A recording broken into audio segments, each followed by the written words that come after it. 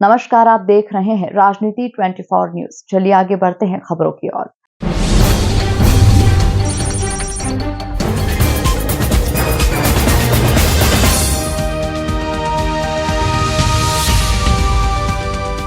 हाल ही में मध्य प्रदेश विधानसभा में हंगामे के बीच बगैर मुआवजा दिए जमीन लेने वाले विधेयक पारित होने पर इसके विरोध की शुरुआत भी हो चुकी है।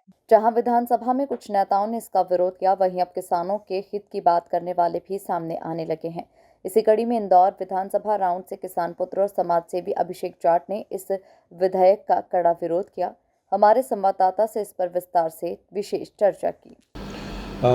मध्य प्रदेश की पावन भूमि पर और महाकाल की नगरी से आने वाले सीएम माननीय मोहन यादव जी और ने जो ये कानून लेके आए हैं, भूमि अधिग्रहण कानून, मैं इसको भूमि अधिग्रहण कानून ही कहूँगा, जहाँ नगर निगम टीएनसी के माध्यम से 66 क के माध्यम से जो इन्होंने उसमें अमेंडमेंट किया 1973 के एक्ट में, तो उससे सीधा 50% किसानों की ज़मीनों को ये हाउसिंग बोर्ड को देंगे, विकास प्राधिकरण को देंगे, वो पुलिस लाइन वालों को देंगे, वो बिल्डरों को देंगे, वो कॉलोनाइजरों को देंगे, वो इंडस्ट्रियल वालों को देंगे। वो किसान से उसकी जो भूमि है उसको छीनने का उन्होंने एक इतना अच्छा 230 विधायकों ने बैठ के एक अमेंडमेंट पे काम करना चालू किया और 230 विधायकों में से कुछ विधायकों ने इसका विरोध किया।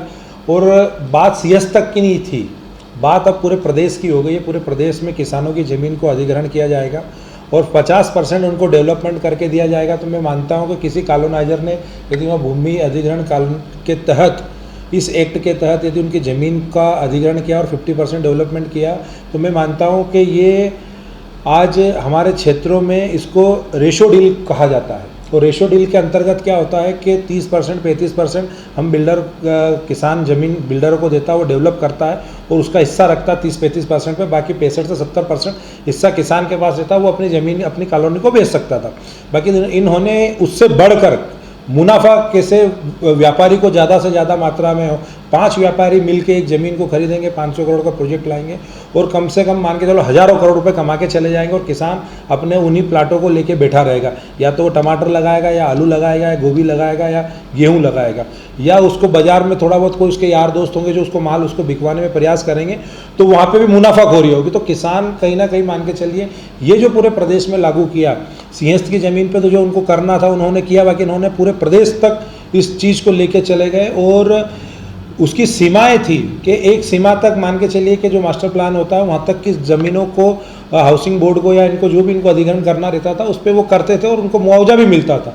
बाकी इन्होंने सीमाएं भी सारी पार कर दी। वो उनकी जहाँ इच्छा है वो एक गाड़ी से सफ़र करेंगे, जहाँ उनको अच्छा लगा, मेन रोड पे ज़मीन अच्छी दिख रही है, उन्होंने कहा कि भैया यहाँ हमें प्रोजेक्ट लाना है, और वो 500 करोड़ किन के पास में जाने वाला, कौन सी सरकार के पास में जाना, वो कैसे प्रोजेक्ट लेके आएंगे। तो ये तो सब